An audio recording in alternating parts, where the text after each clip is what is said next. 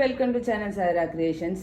என்னடா திரும்பி ஆண்டாலே காட்டுறேன்னு நினைக்காதீங்க. இது ஒரு டிராவல் வீடியோவாக இருக்கும். இந்த எல்லோ கலர் சாரீ கட்டிட்டு இருக்கிற லேடி எப்படியெல்லாம் டிரான்ஸ்ஃபார்ம் பண்ணி எப்படியெல்லாம் எந்தெந்த கோவிலுக்கெல்லாம் போனாங்கன்றதை உங்களுக்கு நான் ட்ராவல் பண்ணி காட்டுறேன்.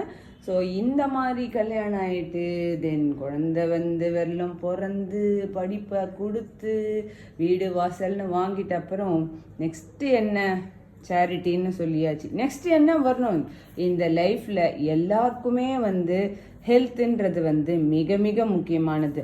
அந்த ஹெல்த்தை காப்பாற்றுறதுக்கு யார் முக்கியமான கடவுள், எந்த திவ்ய தேசத்தில் நம்ம போனால் நமக்கு மன நிறைவோட வேண்டுதல் பண்ணிட்டு வரலான்றத நம்ம மேடம் திருமதி ஸ்வர்ணலதா ஸ்ரீராமன் அவங்க சொல்ல வந்திருக்காங்க. வாங்க அம்மா சொல்லுங்க.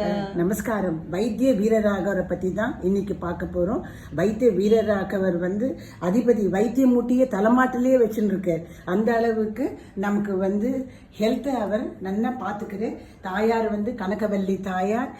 இதய நாசினி தான் இந்த புஷ்கரணி. இந்த புஷ்கரனுடைய ஸ்பெஷாலிட்டி என்னன்னா, நம்ம உடம்புல எந்த கட்டியோ எதுவானா இருந்தாலும் வெள்ளத்தை எடுத்துன்னு போய் இந்த குளத்துல கரைச்சோம்னா குளத்துல வெள்ளம் கரையிற மாதிரி கட்டி கரையும்ன்றது ஒரு ஐதீகம். அது நிறைய இடத்துல ப்ரூவ் ஆயிருக்கு.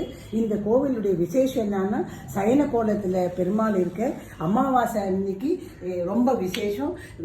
அமாவாசை அன்னைக்கு திருவள்ளூர் வீரராகவர், திருநின்றவூர் பக்தவச்சலர், திருப்பற்குழி விஜயராகவர் இவ 3 பேரையும் ஒரே நாள்ல சேவிக்கும் பொழுது எல்லா விதமான கஷ்டங்கள் நீக்கி ரோகங்கள் நீங்கி நம்ம நல்ல ஒரு புனிதமான ஒரு மனநிறைவோட வாழ்க்கை வரும்ன்றது எல்லாராலையும் ஒத்துக்கப்பட்ட ஒரு விஷயம். அமாவாசை ரொம்ப விசேஷமான ஒரு நாள் இந்த வீரராகவருக்கு.